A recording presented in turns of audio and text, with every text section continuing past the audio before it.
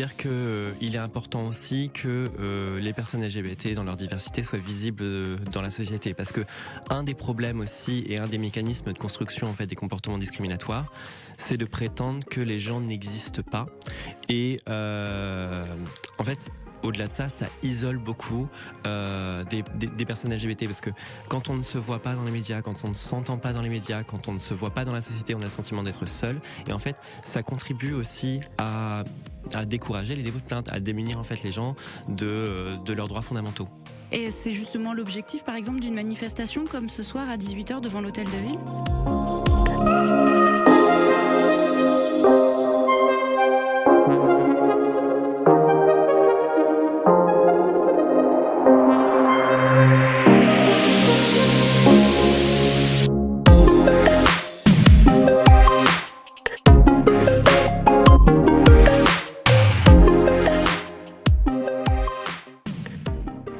Bonjour à vous.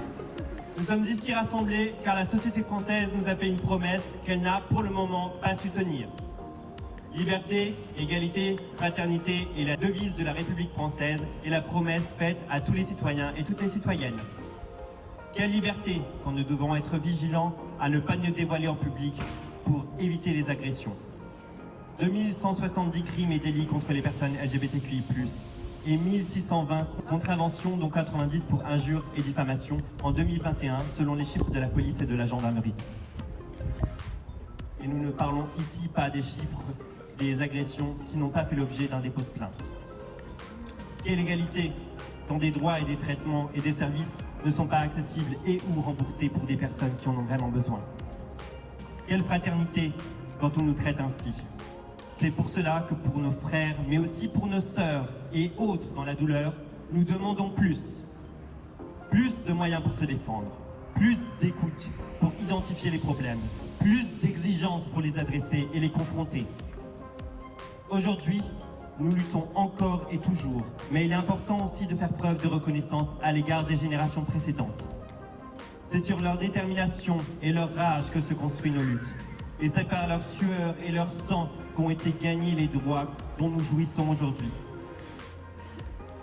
Pour une société plus juste, plus inclusive, pour une société plus humaine. Nous tenons aussi à rappeler que les droits acquis nous protègent, un droit fondamental qui n'est pas acquis partout dans le monde. Au sein de Flash Our True Colors, nous avons des personnes qui ont fui leur pays pour vivre. Il est impératif de les accueillir, de les écouter, de les comprendre et de valoriser ce droit qui nous a été donné de pouvoir lutter contre des agressions homophobes, sexistes, racistes.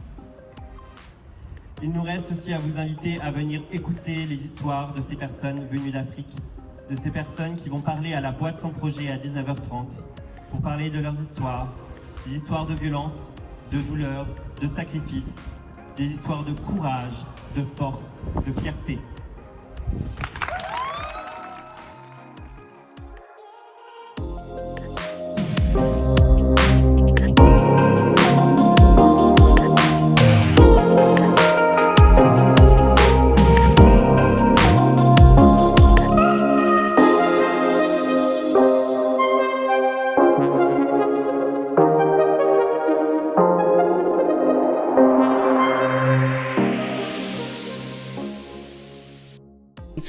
It would expose people, especially the French people, and inform them on what is really going on in countries like Nigeria. A country that kills their citizens for no reason can do anything for LGBTQ. The northern part of Nigeria has also been invaded at one point in time by the Arabs. So they introduced the Islamic religions to the northern part of Nigeria, while the Christianity is being introduced to Nigeria by the Europeans, the Portuguese, and the Britain. Northern part of Nigeria, which is the Islamic-based state, believe more in the Sharia law, which is also legalized in the Constitution of Nigeria. And we also have the Criminal Code, and we also have the Same-Sex Marriage Prohibition Act of 2014, whereby if you're being caught in the practice, you can bag a 14 years jail term. And if maybe you which is the criminal code, if you participate in an activities or clubbing, in a club whereby you were caught that you're participating in some kind of, or you are associated with LGBTQ community, you can have 10 years of imprisonment also. Why the Sharia law, like I mentioned earlier, it is nothing but, death penalty. So I want the whole French country and the people in France to understand that leaving my country, it's never easy for me to come and adapt to another person's culture. It's never easy. I have to adapt and to sacrifice myself and my children for so many things I am not being adapted to. The only thing right now is that I'm hoping that France could grant me what I expect so that I won't be able to remember what is called Nigeria. Depuis la vidéo qui a été tournée dans la fin de l'année dernière, j'ai réussi à avoir mon statut de réfugié. La situation...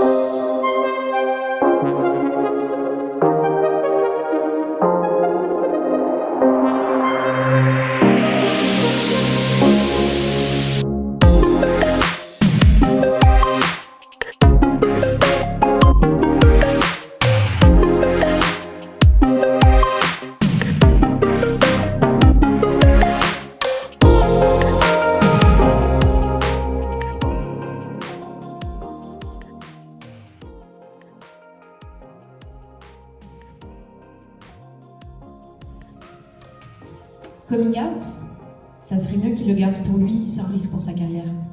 Quand il y a eu la vague LGBT, c'est venu d'un coup. Quand c'est passé sur les réseaux pendant le confinement. Depuis, limite, c'est mal vu d'être hétéro pour les filles. Dans mon équipe des U18, elles sont toutes lesbiennes ou bi. Et dans l'autre aussi.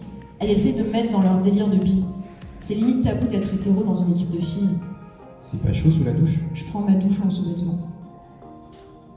Fille toujours. Les footeux, ils ont des manières de gays, et après, quand on leur dit, ils s'énervent. Quand on leur fait « Ah », ils font « Mais non, c'est pas tout ce que tu crois. » Il y a quelque chose qu'on peut dégager en fait de cette notion, c'est aussi l'exaltation des caractéristiques viriles et stéréotypiquement masculines en fait dans le sport. Ce qui fait que en fait la discrimination à l'égard des lesbiennes, c'est beaucoup aussi l'idée reçue de une femme très sportive, cheveux courts, athlétique, etc. C'est une lesbienne. Ce qui est tout aussi homophobe en fait que de dire qu'un homme efféminé ne peut pas être sportif. Et c'est aussi, en fait, c'est le mécanisme qu'on peut retrouver en fait dans le témoignage qu'on a entendu tout à l'heure. Absolument, parce qu'il y a un truc très bizarre, c'est qu'on va genrer les sports. Alors le foot c'est masculin, mais la GRS c'est féminin.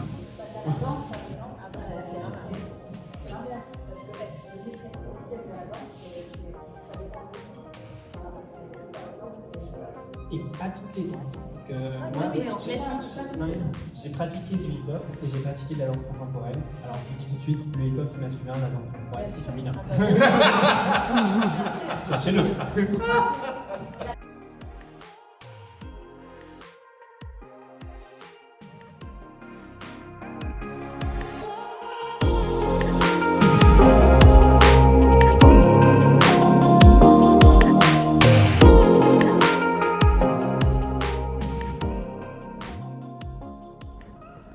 Ce que je peux vous proposer, c'est d'abord peut-être définir, pour ceux qui ne savent pas forcément, ce qui est la bisexualité. C'est le fait d'avoir une attirance sexuelle pour plus d'un genre, au moins plus d'un genre. Donc là, pendant le film, il était fait référence, par exemple, à l'échelle de Kinsey. Donc ça a été une échelle qui va donc de 0 à 6. 0 donc, qui définit l'attirance sexuelle exclusivement homosexuelle. Et donc 6, l'attirance sexuelle exclusivement donc, hétérosexuelle. Et donc tout le spectre donc, qui va de 1 à 5 définirait en fait, ce qu'est la bisexualité. Oui, l'échelle de Kinsey, ça date de 1950. La question de la bisexualité, la binarité est aussi quelque chose d'extrêmement important parce que, donc on en a déjà parlé tout à l'heure, mais on n'est pas justement complètement homosexuel ou complètement hétérosexuel. Donc cette question de la binarité dans la question de la bisexualité est aussi extrêmement intéressante à traiter.